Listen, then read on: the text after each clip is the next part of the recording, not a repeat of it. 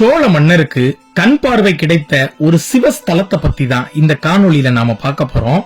அவருக்கு ஏன் கண் பார்வை போனது, ஏன் அவருக்கு இந்த தலத்துல கண் பார்வை கிடைத்தது, சோழர்களுக்கும் பாண்டியர்களுக்கும் இந்த தலத்தை வச்சு என்னதான் ஒரு பிரச்சனை நடந்தது, இந்த மாதிரி பல கேள்விகளுக்கு பதில் தான் இந்த காணொளியை தொடர்ச்சியா பாருங்க.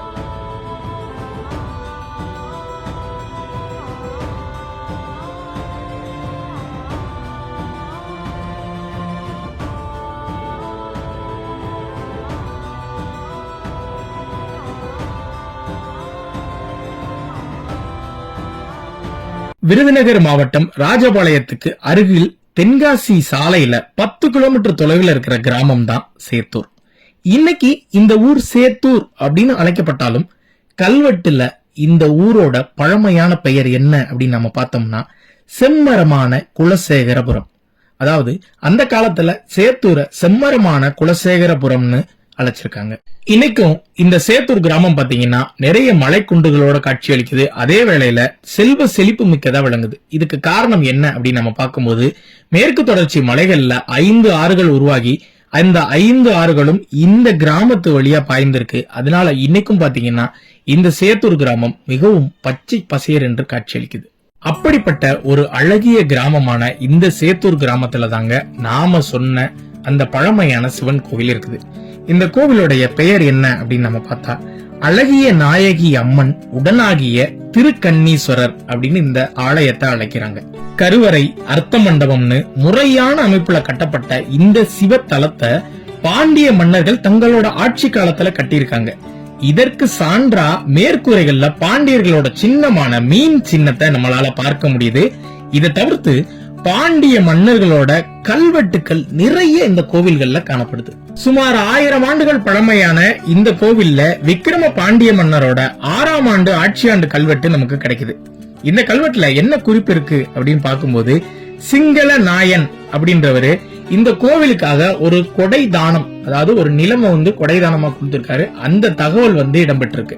காணொலியோட தொடக்கத்துல நான் சொல்லியிருந்தேன் சோழ மன்னருக்கு பார்வை கிடைத்த தலம்னு. அது எப்படி வாங்க பார்க்கலாம்.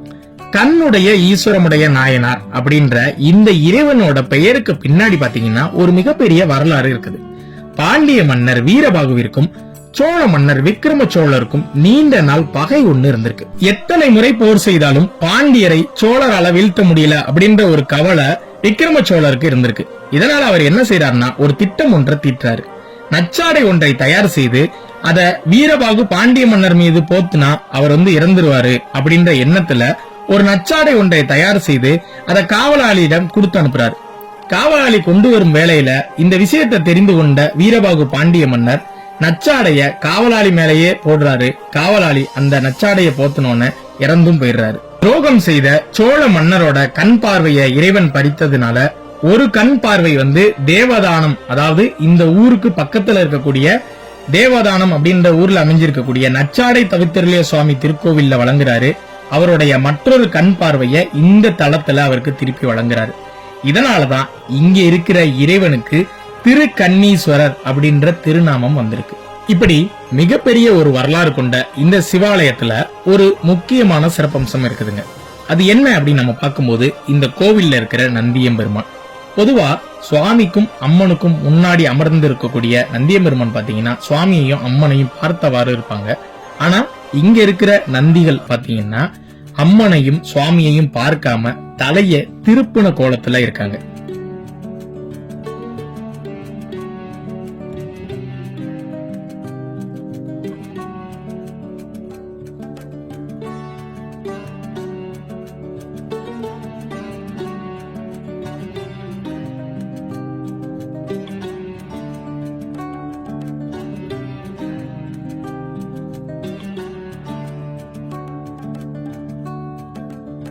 விக்ரம பாண்டிய மன்னரோட 6ஆம் ஆண்டு ஆட்சி ஆண்டு கல்வெட்டை பத்தி நம்ம பார்த்தோம்.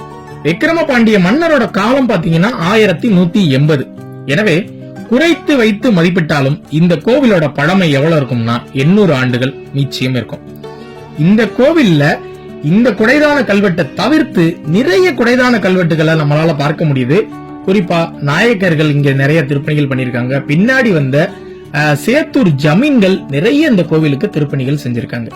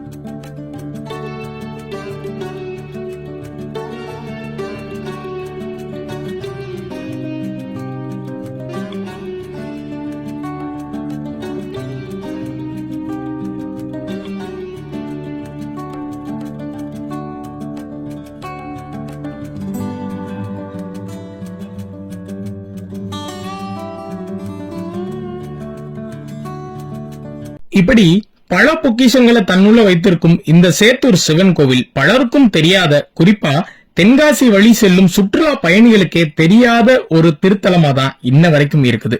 முடிந்தா இந்த சேத்தூர் கண்ணீஸ்வரர் திருத்தலத்தை உலகத்துக்கு தெரியப்படுத்த ஒரு ஷேர் பண்ணுங்க.